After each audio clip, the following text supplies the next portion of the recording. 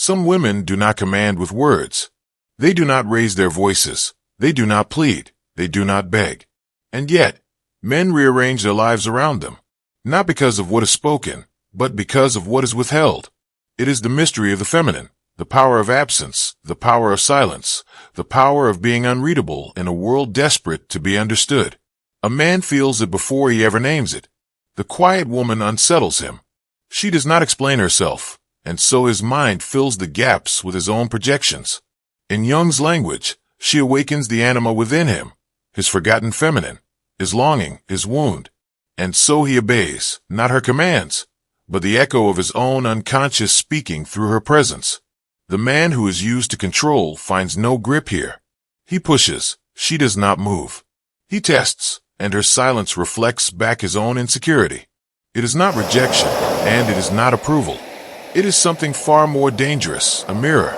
Every man carries a shadow, and the silent woman draws it out without lifting a finger. Her refusal to soothe his ego leaves him exposed to the chaos within himself. He cannot bear it, yet he cannot turn away. Her stillness is not weakness, it is gravity. It pulls at the parts of him he hides even from himself. The Stoics warned of this craving for control, that the more a man desires to possess what he cannot hold, the more enslaved he becomes. And so he circles the quiet woman like a restless storm circling a mountain, loud, forceful, dramatic. Yet the mountain does not move. She does not react to his rage, his charm, or his silence in return, because her worth does not depend on his recognition. Her center of gravity lies deeper than his approval, deeper than his attention. This unsettles him. He obeys what she does not say because he cannot master what he cannot predict. Every unspoken boundary, every refusal to explain, becomes a law etched into his psyche. He may rebel against it outwardly, but inwardly, he kneels before it.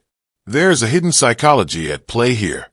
Attachment wounds make men chase the unavailable, projecting childhood ghosts onto living women. When a man feels the mystery of the feminine, he is often not seeing her at all. He is seeing the silent mother who once withheld warmth, or the first love who slipped through his fingers. But unlike those ghosts, this woman does not ask to be understood.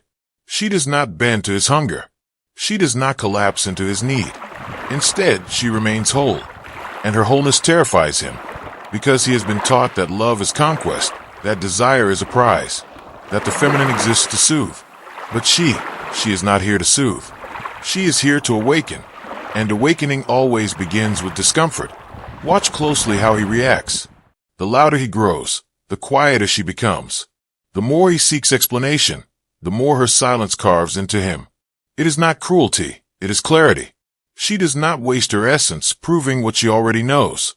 Her value does not rise or fall with his recognition. And so he obeys, not because she told him to, but because she never did. It is the paradox of feminine magnetism. What is not offered freely becomes sacred. The silence that refuses to explain becomes the scripture he reads again and again in his mind. This is where shadow work enters. For the man, she is not just a woman. She is the projection of his unfinished self, the half he lost long ago.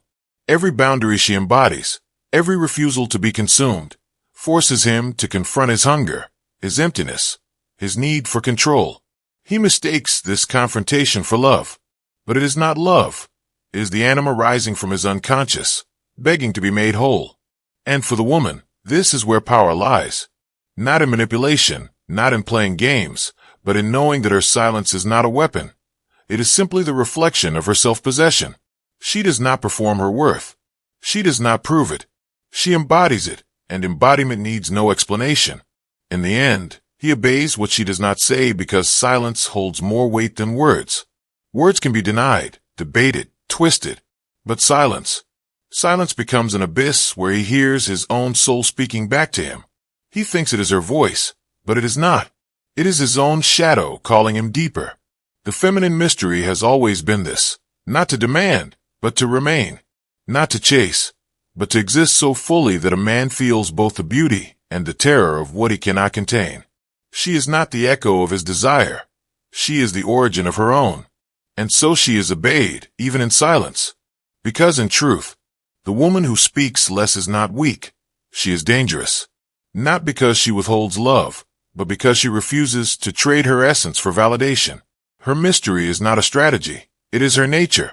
And a man, no matter how powerful, will always bow, consciously or not, to the force of what cannot be named. The woman who walks away in silence isn't weak. She simply sees more.